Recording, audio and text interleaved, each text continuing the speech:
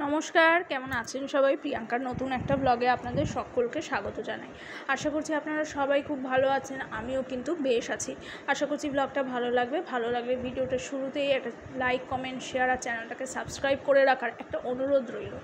আজকে শুক্রবার, ঈদের দিন, আর সেই সঙ্গে আজকে হচ্ছে টিচার্স ডে। ঘড়িতে বাজে এখন 8টা 10 হয়ে গেছে, 15 ছুঁই।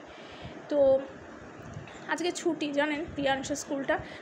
কালকেই ওদের মানে গত বৃহস্পতিবার, মানে গতকাল আর কি, ওদের যে টিচার্স ডেটা সেলিব্রেশন হয়ে গেছে, সেটা তো আপনারা আমার এর আগের ভিডিওতেই দেখেছেন। তো আজকে যেহেতু ছুটি, তাই আজকে আর কোনো হেডেক নেই। তো সকালবেলাটা একটুখানি এই মানে রান্না বসিয়েছি 8টার পরে। আর সেই সঙ্গে ওইদিকে মানে একদিকে যেমন পুঁই শাক বসানো, আরেকদিকে কিন্তু আরেকটা বার্নারের মধ্যে ভাত বসানো। ভাতের মধ্যে কটা ঢেঁড়স সেদ্ধ হওয়ার জন্য দিয়ে দিয়েছি। আর সেই সঙ্গে ভাবছিলাম যে আজকে কিছু এক্সট্রা কাজ করব। সেই অসহজ কাটার আগে তো ঘরগুলোকে ঝেড়েছিলাম, সব কিচেন ডিপ ক্লিন করেছিলাম। কিন্তু কি বলুন তো, আবার তো পুজো আসছে, আবার গুড়ি এদিক সেদিক একটু ঝুল উকিয়ে দিচ্ছে। তখন ভালোভাবে পরিষ্কার করা হয়েছে, কিন্তু রাস্তার চারপাশে আর চারিদিকে এত কনস্ট্রাকশনের কাজ চলছে যে একটু নোংরা হয়েই যায়। তো ভাবলাম যে না, পুজো আসার আগে এখন আর সেরকম তো চাপ নেই, হালকা হাতে একটুখানি একবার করে মানে ঝুলঝাড়ুটা বুড়িয়ে নিলেই হবে। তাই ভাবলাম যে না, আজকেই করি। আর কালকে তো শনিবার, কালকে হবে না, আর রোববারও হবে না। রোববারে প্রচুর কাজ আছে। তো যাই হোক, সেই জন্য আজকে শুধু আমার ঘরটা করব।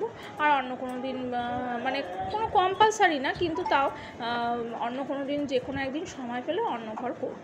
তো যাই হোক, দেখা যাক কবে কি করব। আর যদি না মনে হয় বা সময় না পাই, তাহলে অন্য ঘরগুলো করব না। এই হচ্ছে একটা প্ল্যানিং। তো আমার ঘরটায় দেখেছি খাঁচে মানে ইলেকট্রনিক জিনিস বেশি আছে, সেটার ফাঁকে ফুঁকে কিন্তু প্রচুর ঝুল হালকা হয়ে থাকে। তাই এই ঘরটাই আর কি করলাম। তো যাই হোক, আর প্রিয়াংশ ওরা তো ঘুম থেকে উঠে গেছে, সে তো আপনারা দেখতেই পাচ্ছেন। তা বেডটা ক্লিন করে আমি তো এই কাজটা সেরে নিচ্ছি। আর সেই সঙ্গে না একটু প্রিয়াংশের সঙ্গে কথা বলছিলাম, কারণ ও আমার সামনেই, যতই ফ্যানটা বন্ধ থাকার ঝুল পড়ুক, ও এসে সামনেই বসেছিল। তো সেই জন্য ওর সঙ্গে একটু করে কথা বলছি। মানে সামনে বসেছিল বলতে, ওই জানলাটার দিকে ছিল, জানলার মধ্যে ওর টুকটাক গাড়ি বা খেলনা যা জিনিসপত্র আছে সেগুলো নিয়ে খেলছিল। তাই আমি ওর সঙ্গে একটু করে কথা বলছিলাম, আর আমার কাজটাও সেরে নিচ্ছিলাম। আর কারণ সারাদিন তো ও মোটামুটি একাই থাকে, তো ওর সঙ্গে একটু ইন্টারাকশান না করলে ওই বা সময় কীভাবে কাটাবে বলুন? কারণ কত আর খেলবে। আর সন্ধ্যের দিকটা তো একটু পড়াশোনা নিয়ে বসে, সকাল দিকটা সেরকম হয় না। সেরকম বলতে হয়, বসাতে পারি না। ওই দুপুরবেলায় একটু স্কুলে যাওয়ার আগে কিছু করে টুকটাক ফ্রি হ্যান্ড এক্সারসাইজ করিয়ে নিই, তারপরেই ও স্কুলে চলে যায়। তো যাই হোক, এইভাবে ওর সঙ্গে ইন্টারাকশান বা ওর সঙ্গে মানে টাইম স্পেন্ড করতে কিন্তু প্যারালালি আমার ঘরের কাজগুলোও চলতে থাকে। বা বলতে পারেন ঘরের কাজগুলো চলার সঙ্গে ওর সঙ্গেও প্যারালালি একই মানে ইন্টারাকশান বা ওর সঙ্গেও কিন্তু সময়টা স্পেন্ড করে থাকি। তো যাই হোক, ভাবলাম যে হালকা হাতেই করব, কিন্তু দেখেছেন ওই ঝাড়ু বা ফুল ঝাড়ু হাতে থাকলে বা ডিপ ক্লিনিংয়ের জিনিস মানে সরঞ্জাম হাতে থাকলে তখন আর হালকা হাতে সেটা হয়ে ওঠে না। যদিও খুব একটা ঝুল নেই, কিন্তু সব দিকে ঘোরাতে সিলিংটা করতে কিন্তু বেশ কিছুক্ষণ হয়েই গেল। আর ওইদিকে আমার পাশাপাশি মাঝে গিয়ে একটুখানি যে বসানো রয়েছে আমার ভাত আর পুঁই শাকটা, সেটাকেও একটু করে গিয়ে না দিয়ে এসেছি। তো সেটা হচ্ছে, আর এদিকে আমার প্রিয়াংশের সঙ্গে ইন্টারাকশনও হচ্ছে, আর তার সঙ্গে আমার ক্লিনিংয়ের কাজটাও কিন্তু হয়ে গেল। তো একই সঙ্গে এইভাবে একটু বুদ্ধি খাটিয়ে করলেই বেশ দুটো একটা কাজ কিন্তু সঙ্গে সাথে হয়ে যায়। আর এগুলো হচ্ছে নিকুতি। যারা চিনতে পারছেন তারা তো পারছেনই। এই নিকুতিগুলো না গতকাল পুজোয় দেওয়া হয়েছিল, তো সেই জন্য না বেশ ভালো লাগে। গতকাল আর খাইনি, মানে পুজোয় বলতে ওই বৃহস্পতিবার যেহেতু ছিল, তো রাতের বেলা ঠাকুরকে দিয়ে পুজো দেওয়া হয়েছিল। তো রাতের বেলা আর খাইনি, তো সকালবেলা উঠে না আর লোভ সামলাতে পারলাম না, তো এই জন্য নিকুতি বের করে বেশ কয়েকটা খেয়েই নিলাম। তো যাই হোক, আর আজকে যেহেতু ছুটির দিন, সেই জন্য একটু চিকেন আনবে না তাও কি হয়। তা চিকেন ফিকেন ধুয়ে আর পেঁয়াজ কুচিয়ে কিন্তু আমি এখন এই মাংসটা বসিয়ে দিচ্ছি। মশলা কষাচ্ছি, যা রেগুলার মশলা, জিরে গুঁড়ো, ধনে গুঁড়ো, 2 রকম লঙ্কা বাটা, মানে শুকনো লঙ্কার গুঁড়ো, কাঁচা লঙ্কা বাটা, আদা বাটা। এই তো রেগুলার মশলা, যেটা আপনারা সকলেই জানেন। এটা আর নতুন করে কি বলবো বলুন। তা আজকে রান্নাটা মোটামুটি মাংস ভাতের ওপরেই রেখেছি, কারণ ওই যে টুকটাক একটা ঘরের কাজ সারলাম, সেই জন্য বেশি হেক্টিক করা যাবে না, কারণ গরমটা আবার পড়ছে। আর সত্যি কথা বলতে নিজের শরীরকে কষ্ট দিয়ে অত মানে সর্বংসহা হয়ে কাজ করাটাও মানে ঠিকও নয়। তাতে মানে কি বলবো, তাতে যেমন নিজের শরীরকেও কষ্ট দেওয়া হয়, তেমনই কি আর বলবো, মানুষের সেটা সুযোগও নিতে পারে। তো সেই জন্যই আর কি মানে নিজেকে কন্ট্রোল করা, যে না যতটুকু আমার আয়ত্তের মধ্যে ততটুকুই করব। আর এদিকে কিন্তু আপনাদের সাথে কথা বলতে বলতে আমার বেশ অনেকটাই কাজ এগিয়ে গেছে। মশলাটা কষিয়ে কিন্তু আমি এবার ধোয়া চিকেনগুলো দিয়ে দিয়েছি।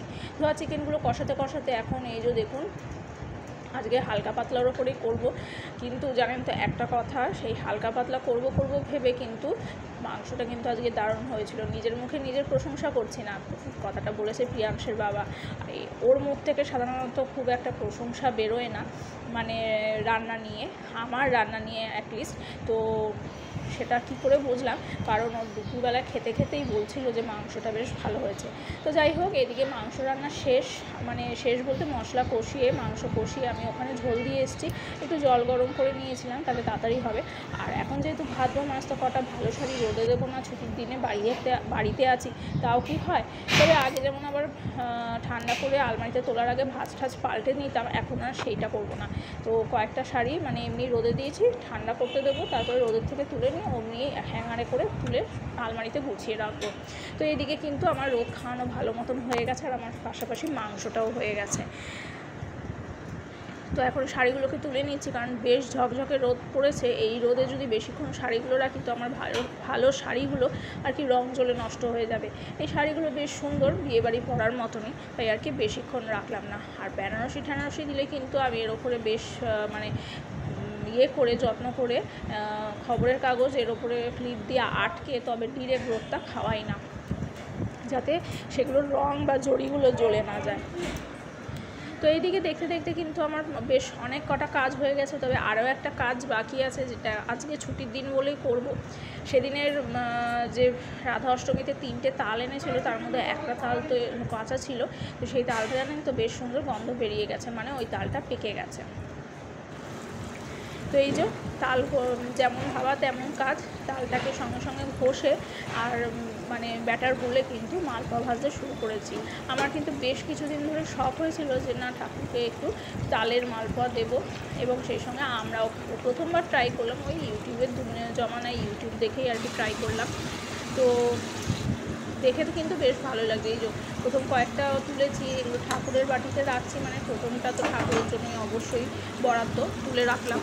আর পরে যেগুলো হবে সেগুলো মানে ঠাকুরের জন্য আগে তুলে আর কি ব্যাটারটা একটু চেখে দেখলাম যে মিষ্টি কেমন হয়েছে। তো আর একটুখানি মিষ্টি লাগতো, অ্যাকচুয়ালি এইটুকুনি মিষ্টি না হলে তাল ফুটে ভাবটা থেকে যায়। আবার কি বলুন তো, পাশাপাশি সকলেরই মোটামুটি চিনির রোগ, সেই জন্য আর কি চিনিটা একটু বুঝে শুনেই দেওয়া।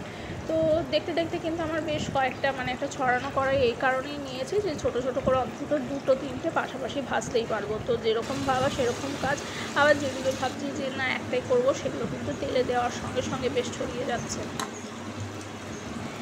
এই বছরটা সত্যিকার বলতে আমি বড়া মালপোয়া নিজের হাতে প্রথমবার করলাম, আর এত ইন্টারেস্ট পেয়েছি, যে ঠাকুরের জন্য এই কটা তুলে রেখেছি, যেটা বলছিলাম এত ইন্টারেস্ট পেয়েছি যে এখন নিজেই করতে ইচ্ছা করছে।